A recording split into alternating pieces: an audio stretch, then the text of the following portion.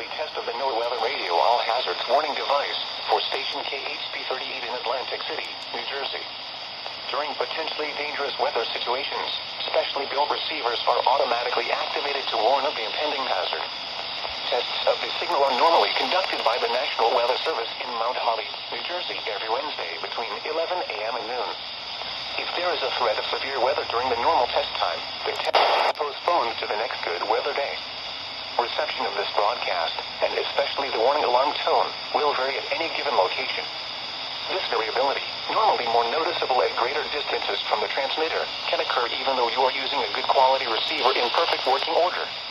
The warning alarm tone will be activated for hazardous weather watches and warnings for the following counties and marine areas in and near southeast New Jersey: Atlantic, Burlington, Cape May, Cumberland, and Ocean, including the Atlantic coastal waters from Manasquan Inlet, New Jersey to Cape Henlopen, Delaware out 40 nautical miles, and all of Delaware Bay.